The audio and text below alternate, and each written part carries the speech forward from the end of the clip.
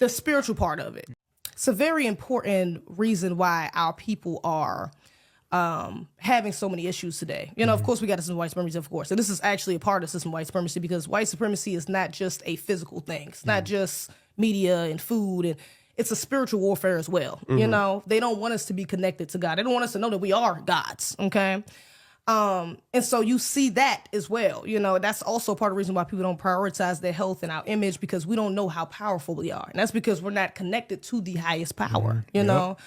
There's a lot of young brothers, don't get me wrong, there's a lot of young brothers and sisters that's on especially on the internet now, TikTok, that have like spiritual pages, and they talk about, you know, they got 10 full bonnets on, or 10 full kufis.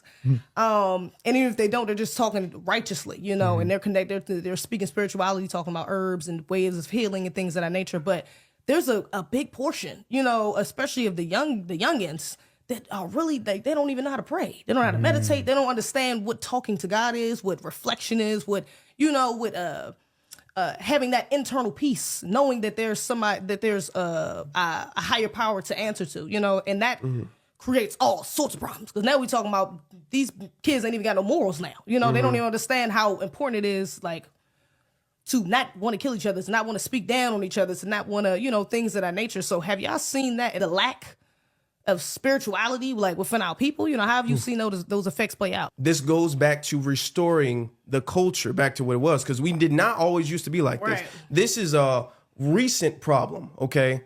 A problem that's been engineered and set up to be this way. But our people have never, even during slavery, our people were never disconnected with God. That's actually what got us through a lot of that, is God and family and everything. And then together we was like, okay, we got that. Everything else, we'll figure it out. You know what I'm saying? But that's the foundation, and that's what led us out of slavery, because we fought ourselves out of slavery. We are the ones who freed ourselves, really.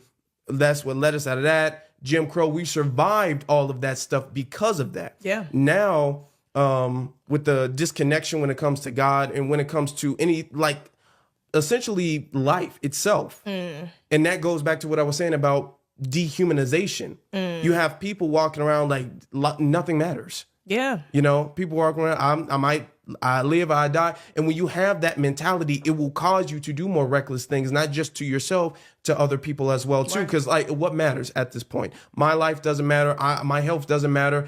So if my life and my health don't matter, I know like hell, his life and his health ain't gonna matter. You know what I'm saying? There's no morality. There's no consciousness. The consciousness has been decreased and suppressed to the point where people are walking around essentially living zombies. They're walking around with no purpose in life. When you have that stuff, you have a sense of purpose in life. That's what all of our ancestors and all of our master teachers have used to guide them, to help them figure out their purpose. I believe everybody has one. Most people don't figure it out until it's too late.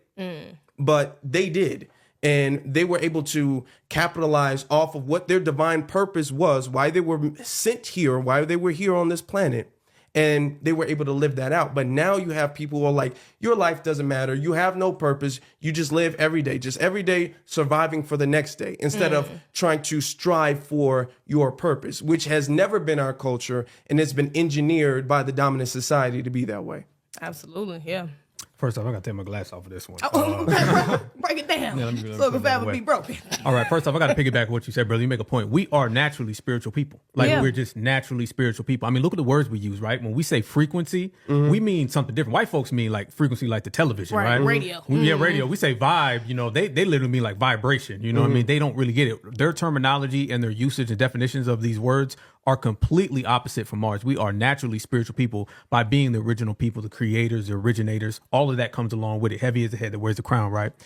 Dr. Kabul Hiawatha Khamenei, he says that spirituality is unseen science and science is seen spirituality, right? So if you put it all together, it all works. And I love the way you phrased the question, because it all ties into our previous questions on our previous statements about food, about misgendering people. All of these things are to distort our vision and our viewpoint on spirituality. We used to to be able to see it more clear. And I'm not just talking about going to church, okay? I'm not just talking about going to church every Sunday in Bible study, because spirituality is beyond that. A lot of people are more spiritual than they are religious. Yeah, that's true. Black people are, right? So they use religion against us, but they can never really use our spirituality. Spirituality is to work for us, and religion has been meant to work against us. But they've used all of these other mechanisms and devices so they could actually distort our view. So we have a distorted viewpoint of not only who we are, but on where we're going. Like you were saying, Brother Afro, where now people think, well, my life don't mean nothing. His life, her life, their life, nobody means nothing, because you don't have that spiritual connection where you actually dig into the divine. I will say that we are on a path now where brothers and sisters are trying to tap back into that. And that's where all of us and everybody listening, everybody watching, make sure y'all subscribe. Make sure y'all smash that like button big time all the way. So all of us together collectively as one, I think we can move it back and, take that distorted vision and clear it out to where we really see things for truly what they are. And that is us not only being spiritual, but like they say, mind, body, and soul, mentally, physically, spiritually. 2 out of 3 ain't going to work. We're going to have all 3. And if we get all 3, man, we'll get it done. Absolutely. Yeah. That's a fact, Right. And I want to say, too, is specifically when it comes to Black men in particular. Y'all love to hedge, y'all the leaders, y'all love the protectors, okay? And the saying goes, children are led by the woman is led by man is led by God, okay? So if the man is not led by God, who is he being led by? What is his guidance? Where's the moral compass? How do we know you can be leading us straight to hell, okay? Still leading us. All right, but if you're not committed to or submitting to a higher power, if you don't know that there's a righteousness, ahead of you that you always need to look forward to and look to have motivation for, to do the right thing and to protect your family. We get the brothers that are, that don't even want to be in that position of leadership, that don't understand the responsibilities that come with it, don't know how to do it, don't want to teach other brothers to do it, and so that just, it shambles, it's a domino effect to everything else in our community because y'all are first. And I actually asked a good brother of ours, Brother Rizza, what his thoughts were. He's actually going to repeat the question because I set it up a little differently. But I want y'all to hear his thoughts on Black men's commitment to a higher power and how that affects our community. Okay, so let's give it a listen. Your question, and I definitely wanted to answer this with a video response. I simply got too caught up in everything, and I'm actually out right now. But I wanted to answer this for all of those who are listening. The question that I was sent was, how does the lack of commitment to a higher power affect the leadership and overall impact Black men have on our families and community?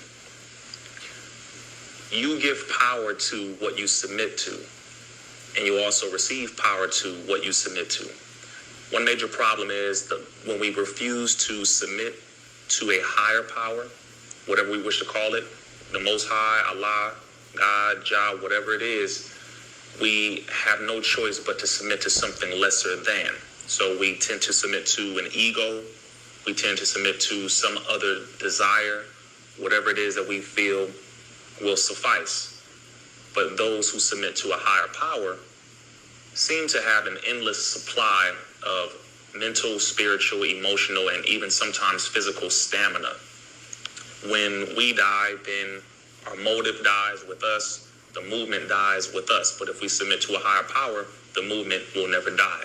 So we have to tap into that unlimited source of energy, unlimited source of inspiration, direction, and movement in order for us to be truly successful as men. That is how this goes. All of our leadership who did that were more successful than those who submitted to ego, who submitted to, oh, it's just me, y'all follow me. So as Black men in our community, we have to make sure that, again, whether if we choose to go into a building, a spiritual building, a mosque, a church, or what have you, that's one thing. But choosing to submit to that higher power is something that should be non-negotiable if we want to be as successful as possible. It's easy to submit to an ego, but it's hard to submit to God. Our lack of discipline is our problem, and our lack of discipline will be our downfall. Ooh. That man. Fire. You think he wrote it down, but I bet you it came straight off the dome. It was off the top. For sure. Had to be. What's your reaction to that?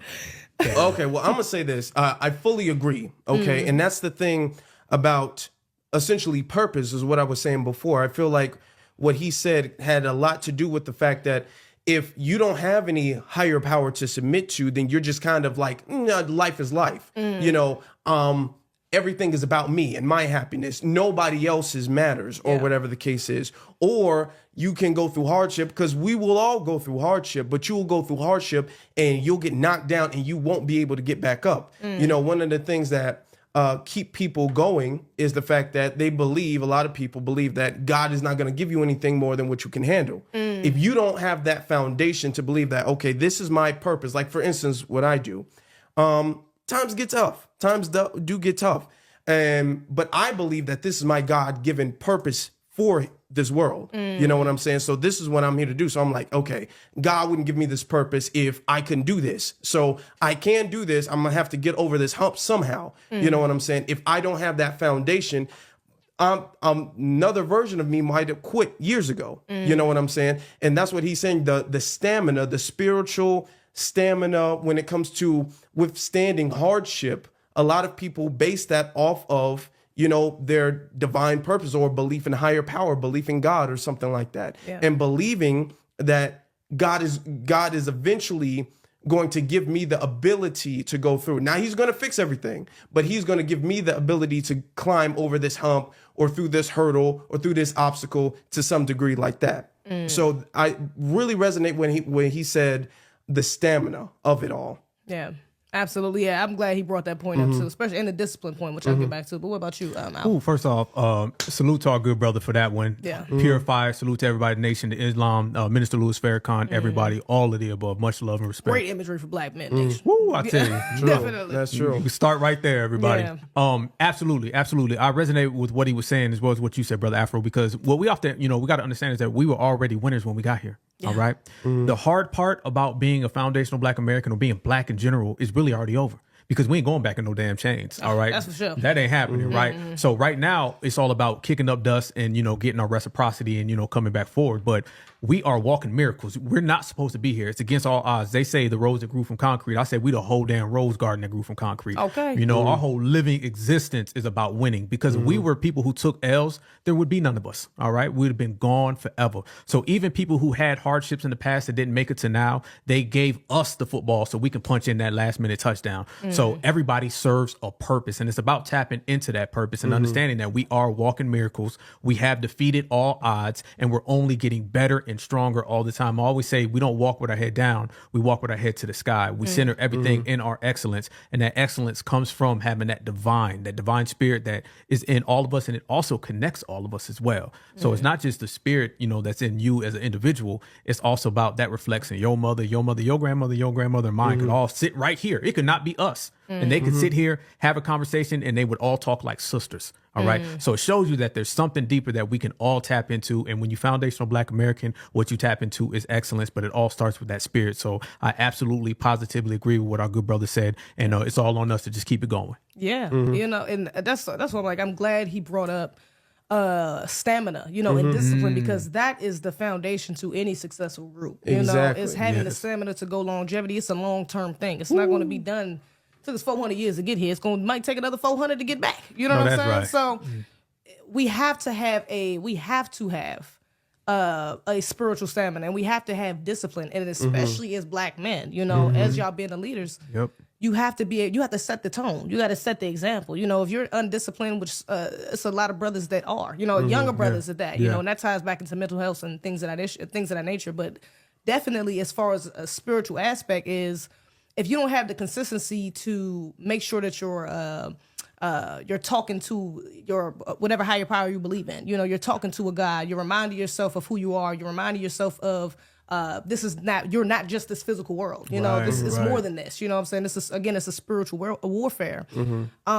We get some of the results that we have now, which is some of the brothers who can't even find their purpose. I'm glad that you said that, that this is a God-given purpose. So many brothers, they won't even stay consistent or be disciplined enough to find their purpose. Yeah. Because they've tried this, it didn't work out. Well, whatever. I'm saying? I'm just smoke a J and go to sleep. I'm saying? I'm going to do whatever, when it should be a consistent, like I have to find out why God put me here. You know, I have to find out what do I need to contribute to this world. This is not just for me, but again, for your family, for my children, for my legacy, for our people in general, and most of all, for the Most High. You know, it's for a higher power. You know, and so that's a major thing within our community is not understanding the importance, you know, that we've lost. We need to get back to, you know, that we've lost our spiritual connection to God, you know, and we have to get back to that, especially as women too, because that affects the children. We do not play by our green. You fuck with the team, might find your West in the creek. We crossing our T's. We don't never miss a